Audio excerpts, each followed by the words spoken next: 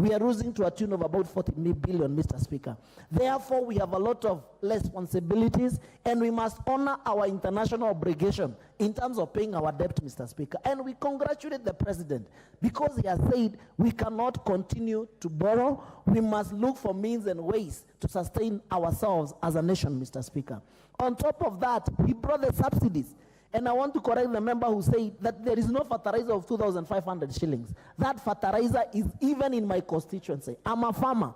I'm learning how to farm because we must do what you call corrective responsibility. In our small farm, even if it's 100 by 100, we must help the president to make sure that we are food sustainable. We can be able to sustain ourselves in terms of food security in our nation, Mr. Speaker. And I bought that fertilizer, 2,500 shillings. Even myself as a member of parliament, I bought it in my constituency, just next a few steps here in Kiamba, Mr. Speaker. And if they don't have the fertilizer of 2,500 shillings, I can even help her to make sure that she access the fertilizer if she doesn't want to access the fertilizer, Mr. Speaker. It is ignorance of the highest order. It is misleading to say that that the fertilizer is still at 6,500.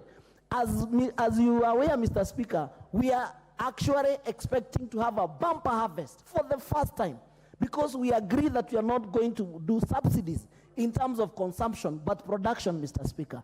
And therefore, to a tune of about 50 million bags, for the first time, we are certain that in the next maybe 1 year, our country will be able to sustain itself in terms of food allocation. He had talked about TVETs. He makes sure that we increase and make sure that we have TVETs in all our constituencies. He's talking about the KMTC. He talked about universal health, Mr. Speaker.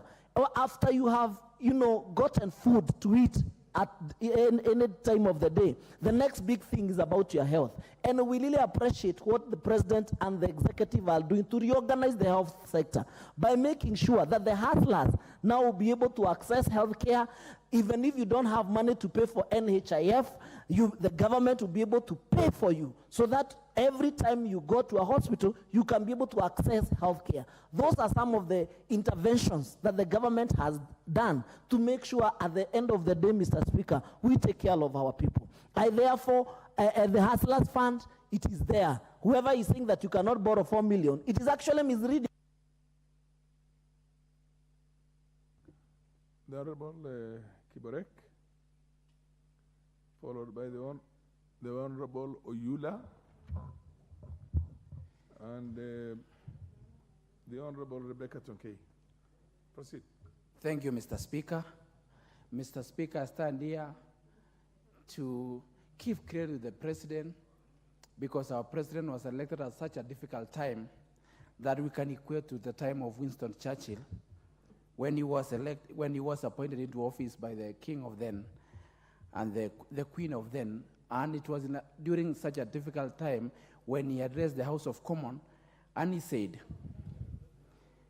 in his time, it was time of blood, toil, tears, and sweat. We can't equate with our situation in